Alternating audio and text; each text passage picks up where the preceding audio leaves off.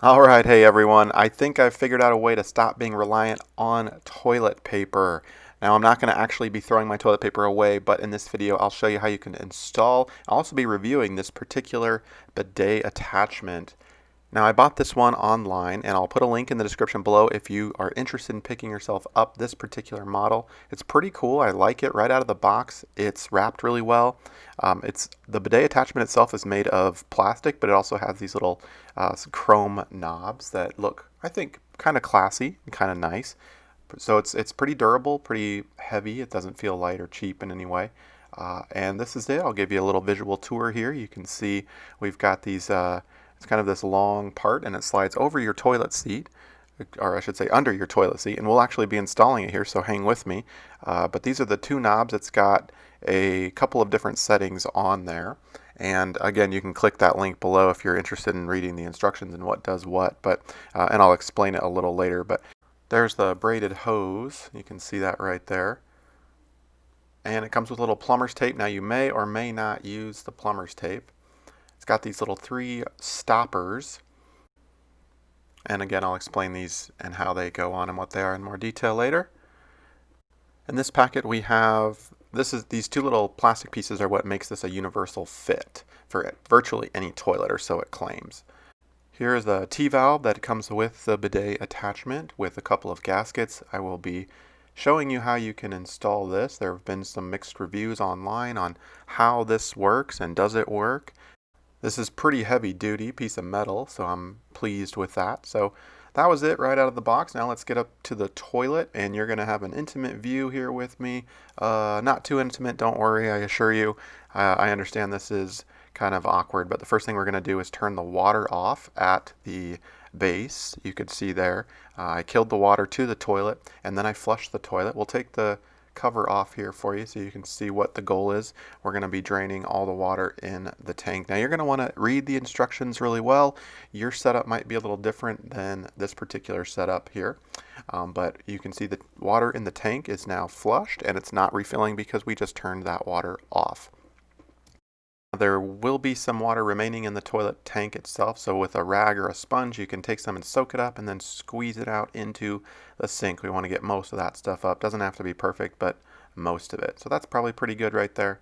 Next we're going to remove the toilet seat. So this particular toilet seat has two little twist knobs, lock and unlock, so we'll move them to the unlock position. And the toilet seat should just kind of snap up or pop up. There we go, just like that. Alright, so I got that removed and things are cleaned up. Obviously underneath there could be pretty dirty. Next we're going to take our bidet attachment and all of our parts and lay them out on the floor here, and we're going to take our non-stick rubber circles. They're little gaskets and they go on the underside of the bidet attachment itself. Just like that, there's these little grooves and you just kind of work them in with your finger. And it might not feel like it's a perfect fit, but it is, and it is pretty tight, which is a good thing once you use your finger to kind of press those in. There we go. That one's in. We'll do the same thing with the second one. I'm doing this with one hand here, so all right. And that's going to make sure that when you flip it over that it's not going to slide around on you. They are non-skid little gaskets. Next, we'll take the bidet attachment and we'll flip it over and we'll install these two little plastic pieces. Again, these are the universal design fit. So these basically allow you to turn them, rotate them, and allows the bidet attachment to move back and forth when you put it on the toilet itself. So this one happens to have a dual nozzle. You can see there's one there and another one. And I'm not going to get all technical and gross and explain to you which does which, but you can probably take a guess. I do like the dual nozzle, and so does my wife, which is a good thing. All right, so let's go ahead and take these little, these are the bolts that hold the toilet seat to the toilet bowl itself down. So they're just little plastic, and they just unscrew. No tools needed in my particular case. And we're going to take the bidet attachment now, and there are those universal designs. So you can kind of arrange and align those holes there with how you want it to be. Now, I have discovered that it's better to turn we wanted the bidet cover to be pressed all the way back against the toilet bowl as closely back as possible as opposed to forward. But anyway, you can experiment with that, and when you're happy, you can put those bolts back on and then tighten them up. Now you're going to want to hand tighten everything. That's really important, especially with dealing with plastic, that you don't over tighten anything. You might have the urge to use a wrench or something. I do not encourage the use of a wrench with this project. Everything can be tightened up by hand, at least in my opinion and case. So be really careful there. You don't want to break anything. And that's basically how that works. You can put the toilet seat back on then, and then flip those little knobs over to the lock position. Now, where you see here, we have a huge gap. We'll be dealing with that later, but for now, this is basically how it works. All right, so the bidet attachment is installed. Next, we're going to be handling the water, the little T-valve thing. So I'm going to put a little rag down here below to catch some of the residual water still remaining in the braided hose, you can see here. And I'm going to untighten it. Now, look at this plastic stuff, right? So again, no tools. You might need a wrench to encourage that, but be really careful. I could just do that with my hand there. It wasn't on so tight that I didn't need, or that I couldn't do it with my hand. So I'm going to take that out. You can see a little bit of water remaining. And we do have a washer, a gasket in there that's in good condition. Notice the V shape of the gasket. It's kind of like an upside down V. But anyway, we're going to leave that there. And the next thing we're going to do is attach the T-valve as shown here. Now, I am not going to be using any plumber's tape. Okay. Now, you might need plumber's tape. We're going to be doing a leak test here in a minute. But we're going to take this the little supplied gasket. Look how the orientation of the gasket goes into the T-valve. Don't put it in the other way, or it's not going to snug up, or you're going to have issues with leaking or fitting. And then we will tighten that up. You can see here to the bottom of the toilet bowl.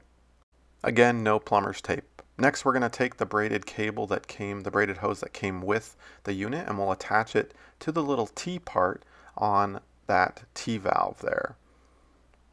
There we go. Hand tighten everything.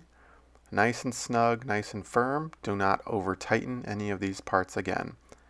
Okay, so we'll put that on there, and then we will take the other end and attach it to the bidet attachment itself.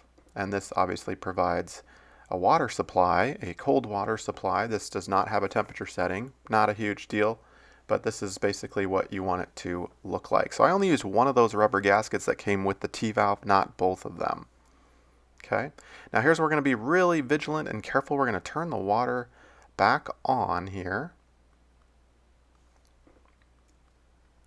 Nice and slow, and we're going to be checking for any type of leaking. Super important that you pay attention to this not only now, but probably for the next 24 to 48 hours as you use this thing. Use a flashlight, poke your head down there often, and just make sure that you don't have any water beads forming or dripping, obviously in any amounts. Okay, and not only with your eye, but you're going to put your flashlight down and you're going to take your finger and you're going to rub your finger. Obviously make sure they're dry when you start, otherwise you're not going to be able to tell for sure. But you're going to be doing this, checking for any type of moisture. Now you might get a little condensation if you have cold water coming through those warmer parts that you just installed. But generally